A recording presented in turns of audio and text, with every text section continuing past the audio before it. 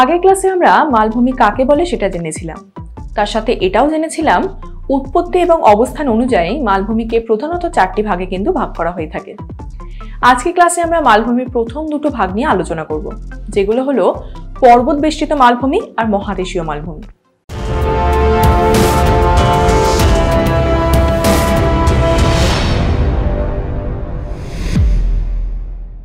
প্রথমে চলো শুরু করা যাক পর্বত বেষ্টিত মালভূমি দিয়ে। পর্বত বেষ্টিত মালভূমি এই নামটা থেকে তোমরা বুঝতে পারছো যে একটা মালভূমি যেটা চারদিকে পর্বত দিয়ে ঘেরা।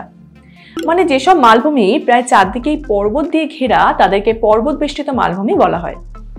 এবার খুব স্বাভাবিকভাবেই তোমাদের মনে একটা প্রশ্ন আসবে যে এভাবে চারদিকে পর্বত দিয়ে ঘেরা একটা মালভূমি সৃষ্টি হলো কিভাবে, তাই তো?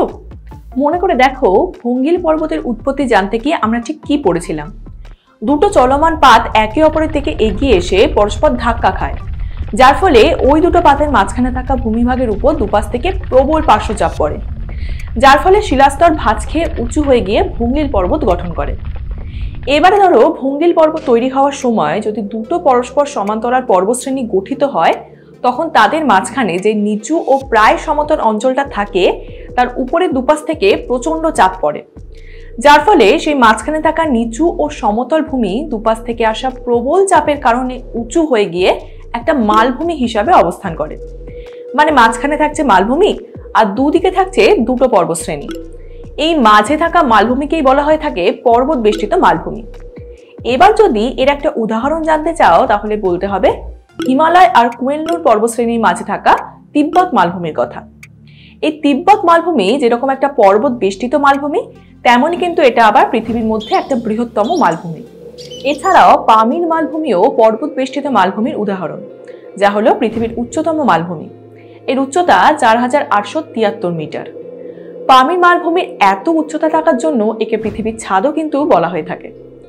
তো এই তো গেল পর্বত বেষ্টিত মালভূমি। এবার চলো দেখে নিই মালভূমির দ্বিতীয় ভাগ মানে মহাদেশীয় মালভূমি কিভাবে গঠিত হয়েছে। অ্যাস্ট্রোস্ফিয়ারের উপরে ভাসমান পাতগুলোর মুভমেন্টের ফলে ভূপৃষ্ঠের প্রাচীন ভূখণ্ড একটা ফাটল বরাবর কিন্তু আলাদা হয়ে যায়। তারপর সেই বিচ্ছিন্ন ভূমিভাগ একটা মালভূমি হিসাবে অবস্থান করে, যাকে মহাদেশীয় মালভূমি বলা হয়ে থাকে। এই মহাদেশীয় মালভূমির একটা প্রধান বৈশিষ্ট্য হিসাবে সবসময় মনে রাখবে যে এই মালভূমি হলো পৃথিবীর প্রাচীন ভূখণ্ডের অংশ। মানে এগুলো প্রাচীন শিলা দ্বারা গঠিত হয়, আর এই প্রাচীন শিলা খুব কঠিন হয় বলে সহজে কিন্তু ক্ষয়প্রাপ্ত হয় না, তাই এদের শিল্ড মালভূমিও কিন্তু বলা হয়ে থাকে। এবার চলো এই মহাদেশীয় মালভূমির কয়েকটা উদাহরণ জেনে নিই। ভারতের ক্ষেত্রে দাক্ষিণাত্য মালভূমি হলো একটি মহাদেশীয় মালভূমি। তাছাড়াও অন্যান্য মহাদেশীয় মালভূমির মধ্যে রয়েছে কানাডিয়ান শিল্ড, সাইবেরিয়ান মালভূমি, ব্রাজিল মালভূমি, আরবীয় মালভূমি ইত্যাদি ইত্যাদি। তাহলে আজকের ক্লাসে আমরা পর্বত বেষ্টিত মালভূমি এবং মহাদেশীয় মালভূমির উৎপত্তি কিভাবে হয়েছে তাদের উদাহরণ এবং বৈশিষ্ট্য সম্পর্কে জানলাম। এখনো আমাদের মালভূমির আরো দুটো ভাগ সম্পর্কে জানা কিন্তু বাকি রয়েছে। পরের ক্লাসে আমরা সেটা নিয়ে আবার আলোচনা করব। মনে রেখো,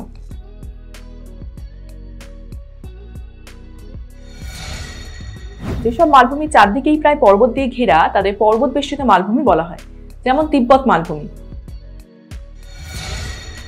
পামির মালভূমিকে পৃথিবীর ছাদ বলা হয়ে থাকে। ভূত্বকের অতি প্রাচীন অংশগুলি পরস্পর বিচ্ছিন্ন হয়ে যে মালভূমি সৃষ্টি হয় তাকে মহাদেশীয় মালভূমি বলে, যেমন দাক্ষিণাত্য মালভূমি।